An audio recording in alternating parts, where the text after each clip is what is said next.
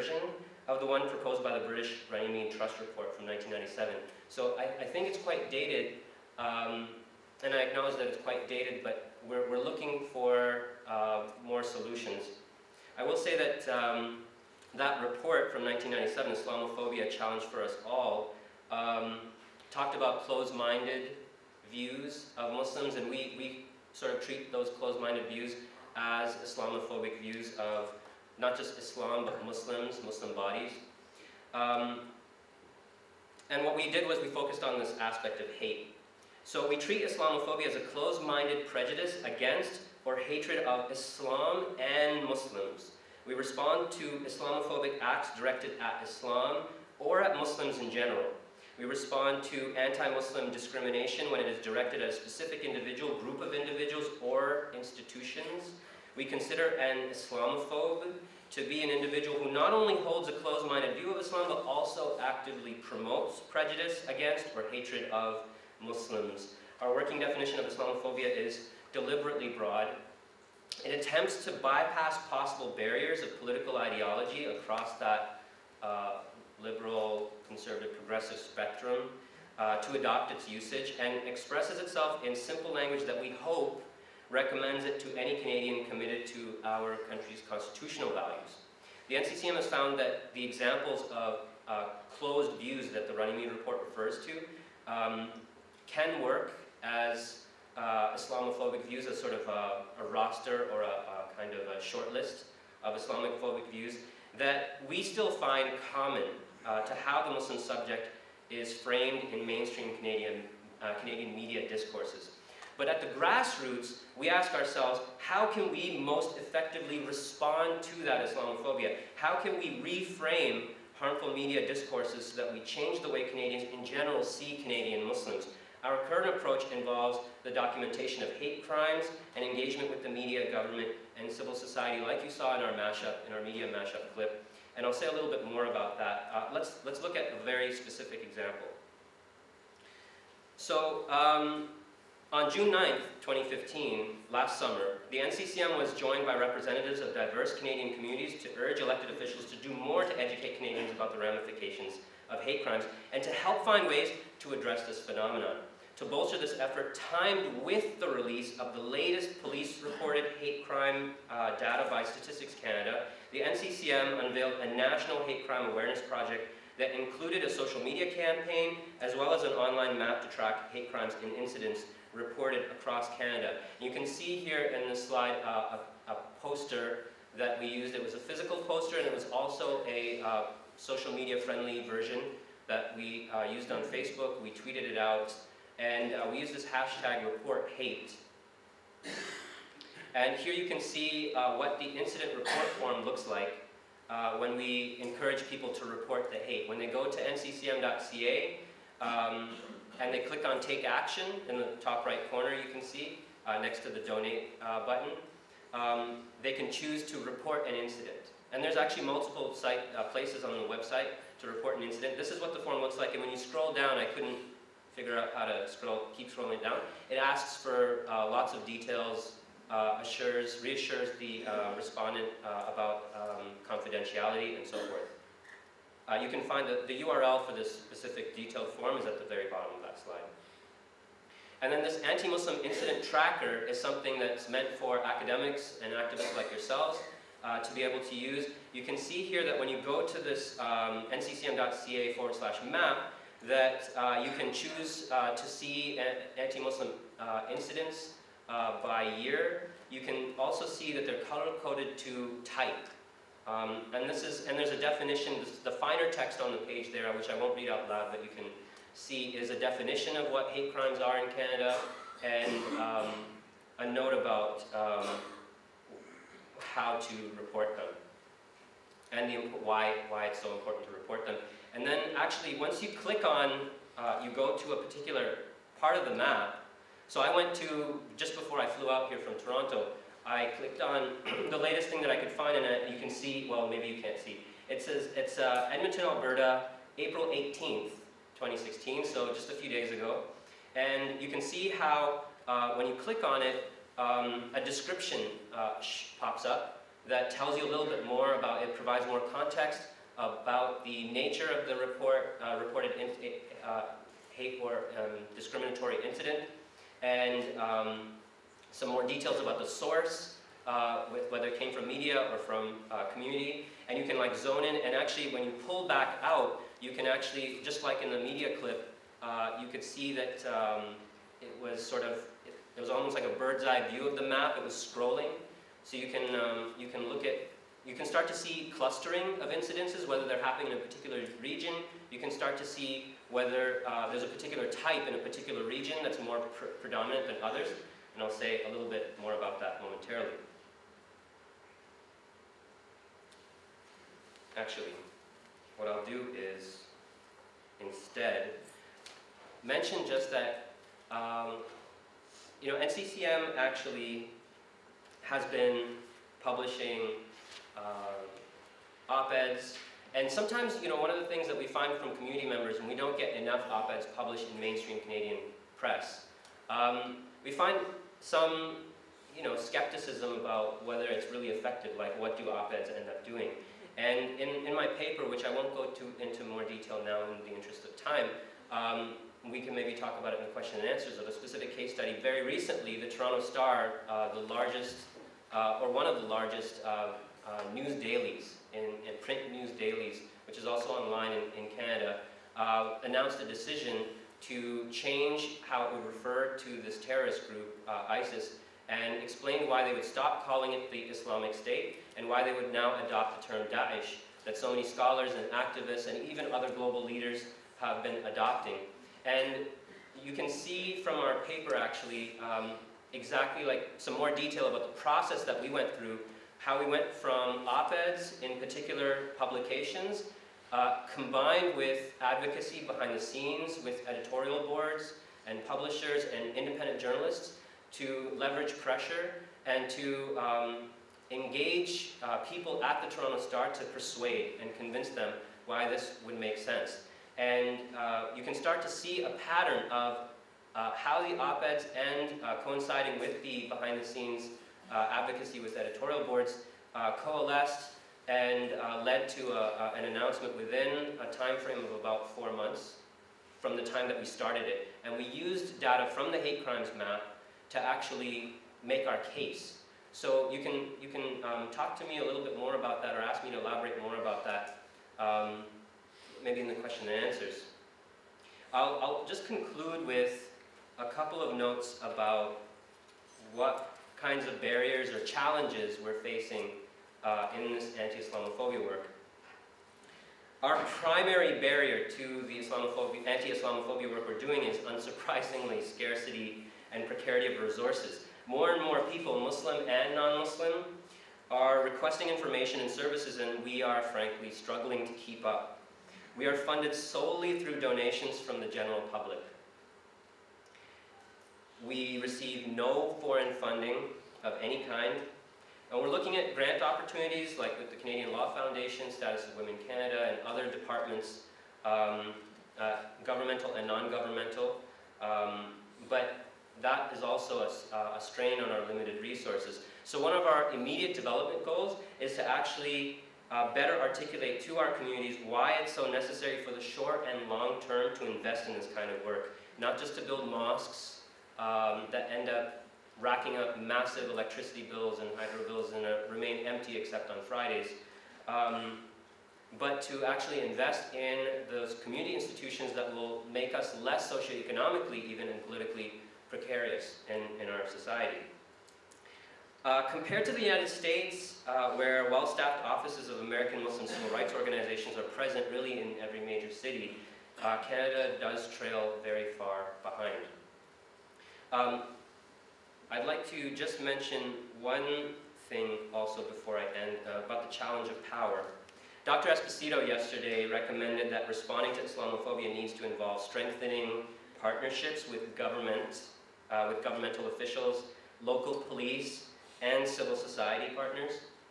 And later, Paula Thompson, whose presentation I benefited from very much, and who's the coordinator of the IRDP here at UC Berkeley.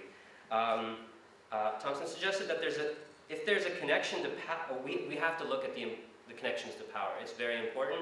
And if there is a connection to power, then the narrative constructed cannot be indigenous. And I may have misunderstood, and I hope Paula Thompson will maybe follow up with me if I have misunderstood. But if there's a suggestion here, agreeing with Dr. Bazian's work, that if there's a connection to power, there's a question about whether the narrative can be indigenous. Now, we've always had a ambivalent or a difficult, complicated relationship with power, but right now we don't receive any government funding. We do not actively work on any CVE project, for example. So when we talk about uniting against hate, we're not trying to use it as code for CVE. We're actually very critical of CVE in following the lead of organizations like CARE and others that have demonstrated why it's so problematic, and scholars here who have demonstrated and argued persuasively for why it's problematic. And I think my time is up. I just have one more point. Oh, I do have a few more minutes. Okay, great. I do, okay, excellent. I have a tendency to ramble. There's some students here from the University of Toronto who I give khutbah at the University of Toronto. I give the Friday sermon, and I get carried away. And I do, so thank you for that note. So I was saying about this connection to power and how we've had a complicated connection to power, and we're still sort of interrogating that and trying to figure out how we need to work on this recommendation that Dr. Esposito made and that many others in our community are making. How do we do this without losing our own voice? And this is where Dr. Yousir Morsi's talk, The Reluctant Muslim, is he here right now? Oh, there he is at the back. Thank you very much, Dr. Morsi. If people missed that talk, we need to like get that on YouTube and everybody just like memorize, like really absorb it. I just want to say Dr. Morsi's talk gave me a lot of critical pause, especially what he said about erasure and how we can, like, the problem of even answering that question of how can we speak as a Muslim.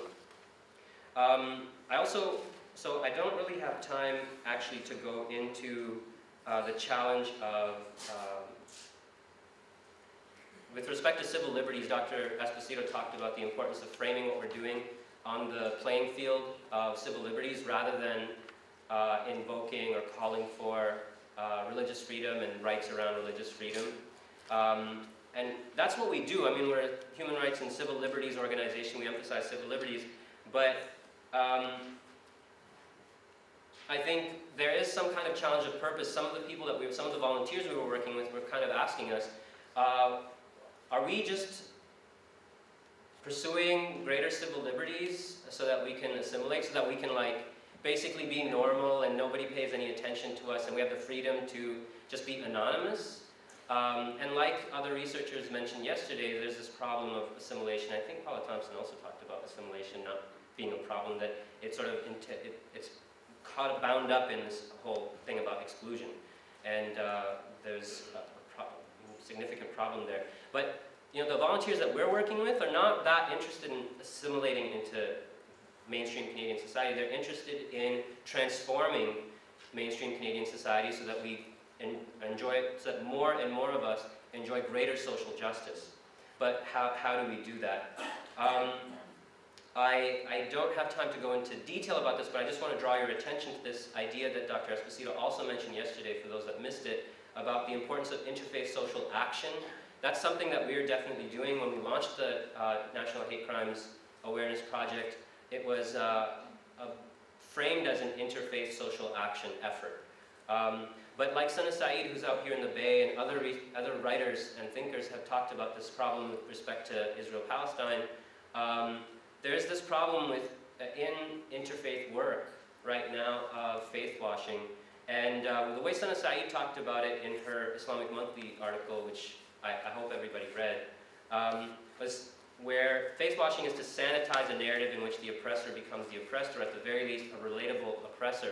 And I think one of the things that's a major challenge going forward right now is that many Muslim organizations in Canada want to work with Indigenous peoples in Canada and try to talk about, oh, all these intersections between Indigenous spirituality and Muslim spirituality, Muslim spiritualities. And you know, if you look at, thank you. if you look at some of the core principles of like the Anishinaabe peoples and others, you'll find that there's a lot of principled confluence and harmony between what we're doing, but to what degree do we engage in this work as, and get co-opted into agendas of de-radicalization, of changing the narrative so that the oppression of indigenous peoples, the ongoing oppression of indigenous peoples becomes whitewashed or sanitized.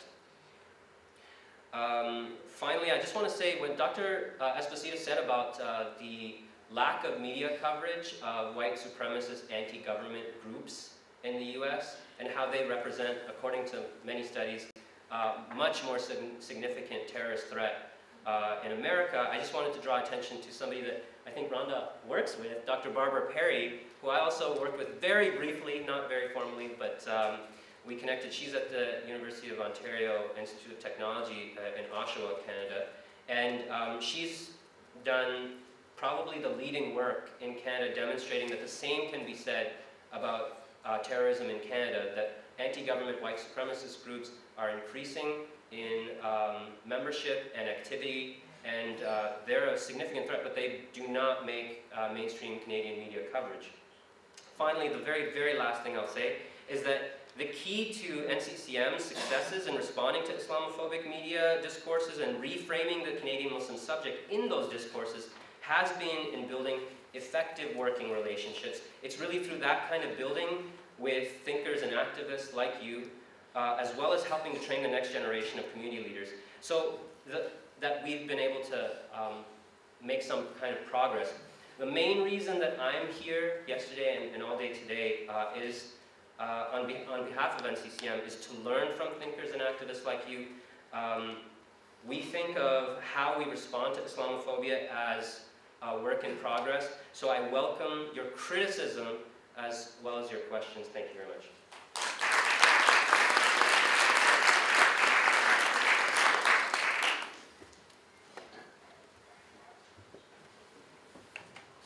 I'd like to thank each one of these amazing presenters. Their work is really, truly, each one of you, as I was reflecting on it, is important work. We have it from the idea of the Muslim subject in media discourses, from the artistic point of view, the importance of art in countering otherization. We have psychological studies on social media, specifically how we can understand what is going on through, for example, tweeting behaviors. I mean, it's really a fascinating area, a new area of psychological study.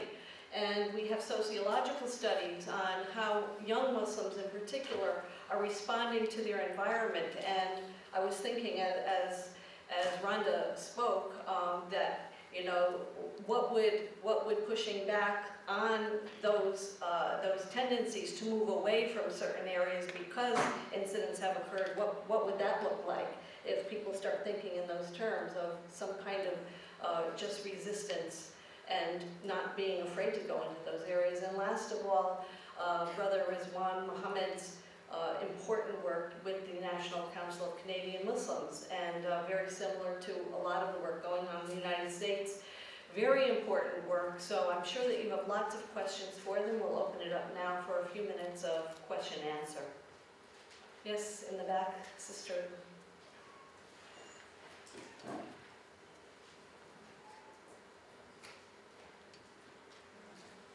Thank you. My question is regarding the definition of Islamophobia, particularly, Rizwan, when you were giving the definition of the NCCM. I noticed in general when we talk about Islamophobia, we're speaking about Muslims who are on the receiving end of Islamophobia, and there's an erasure of non-Muslims who are also on the receiving end of Islamophobia, so particularly members of the Sikh and Hindu community. So back in Hamilton, Canada, actually post 9/11, the Hindu Samaj temple in Hamilton was completely burnt down, and that was seen as an act of Islamophobia. So some of us working in the field actually include Muslims and those perceived to be Muslims, because a lot of times they're on the receiving end. Similar to Anisa, when you said the conflation of Arab and Muslim, and there's the whole Orientalist discourse that takes place. So I was just wondering if any of the panelists want to touch upon that.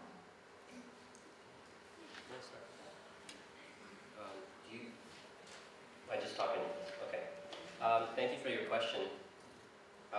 This is something that I mean, the NCCM actually, I think you're right to point out what you pointed out, and the NCCM believes that challenging hate has to be a collective effort of diverse peoples. The people that become subjects to Islamophobic discrimination or racialized otherization are people that don't self-identify as Muslim. They're part of the Sikh community or part of other communities.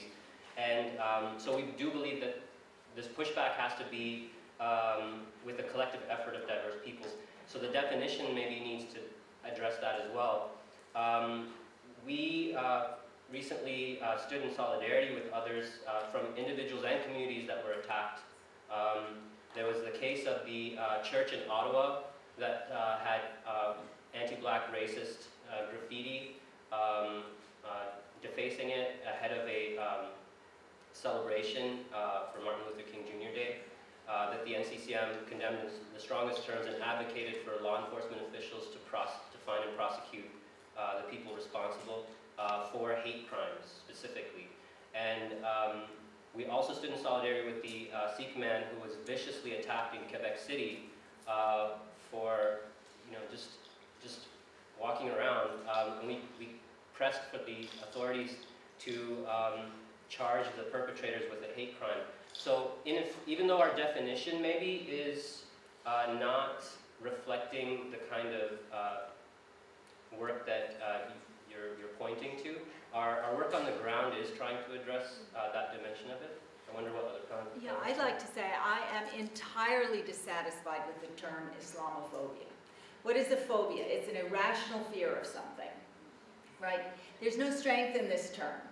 There's no, implicit in the term anti-Semitism is there's something wrong with being anti-Semitic. Implicit in the term Islamophobia is victimization and weakness and irrational fear. I don't like the term Islamist. You ever hear of a Jewist, a Christianist? What have they done to the word Islam? What have they done to depersonalize Muslims? And this comes in the use of language. And we are the victims of their use of language about us. So I would prefer to use the term anti-Muslim bigotry, because that's what it is. And it's wrong. And it's irrational.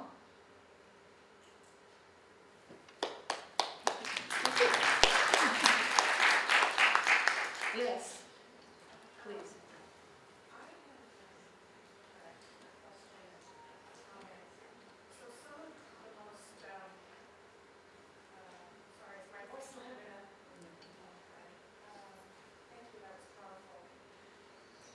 Some of the most powerful work has been Jews and Muslims working together, dealing with anti-Semitism and Muslim bigotry.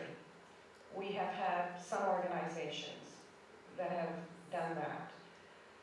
And I'm asking this question to some of the Muslim community leaders.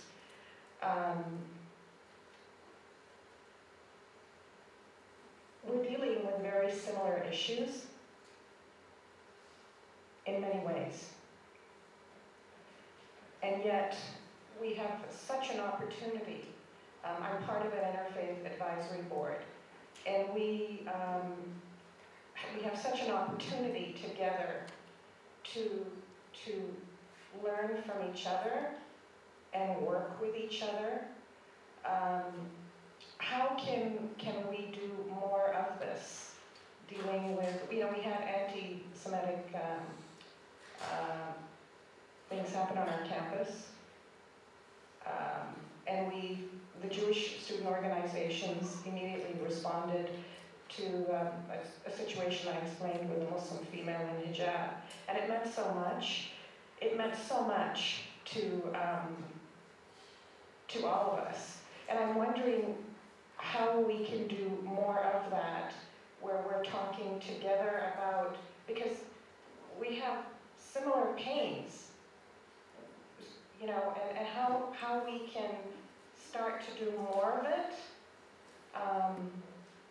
because I think need each other in many, many ways. So I'm just wondering how we can for those of us in the interfaith work, what do you suggest? How can we do something together more?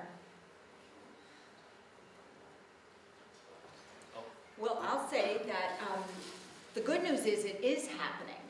You know, at Yom Kippur and Ramadan, people will have breakfasts together more and more frequently. I've done stories on this dating back to the mid-1990s.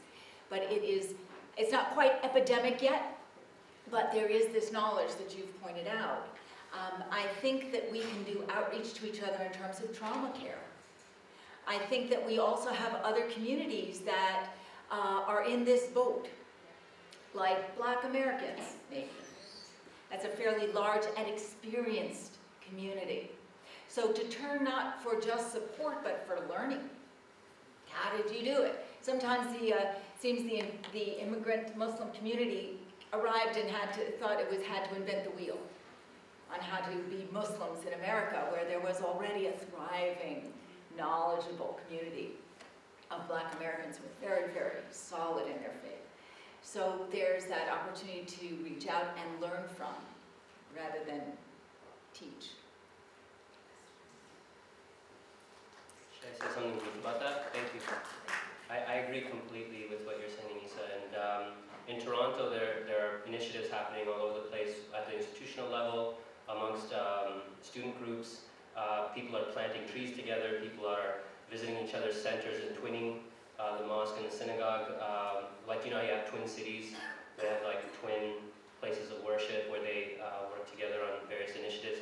But regarding the question of how to do more, for example, like one of the things that I think we need to think about is the way that we don't just look at our own pain, our shared pains in many cases, but the pains of others. And for example, the Black Lives Matter Toronto movement has been building and building and building in Toronto, for example, lately. And recently there was a tent city basically set up outside of police headquarters downtown.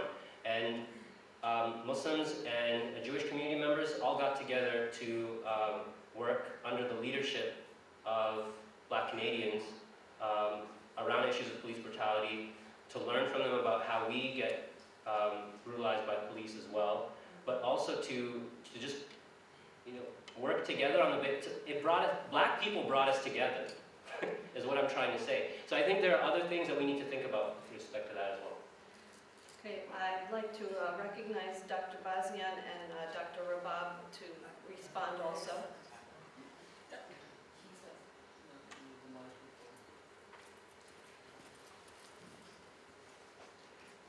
I think there's been a discussion about interfaith work and so on.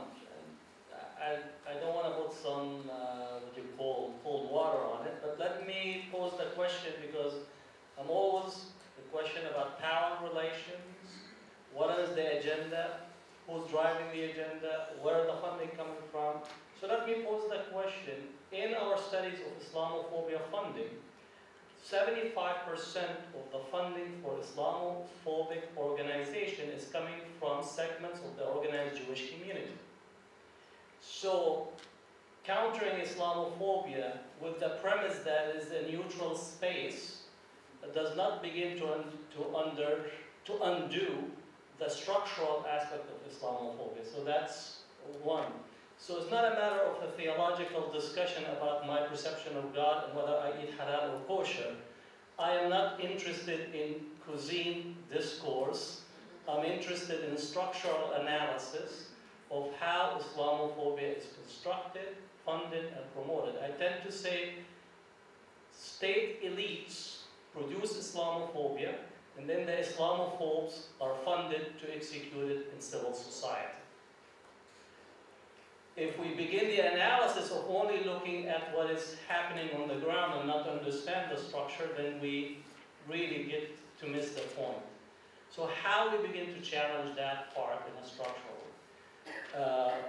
In many places, for example, how can we have a relationship where Trump becomes an important figure and invited to a major conference representing the organized Jewish community in America, and no walkout, no critique, no one actually does anything. In essence, he gets a standing ovation.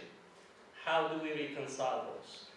Not to say that we don't have a strong progressive Jewish relations. I would say that the progressive Jewish relations are taking place, but it should not be conflated with the organized segment that has had committed itself to producing Islamophobia, in my view.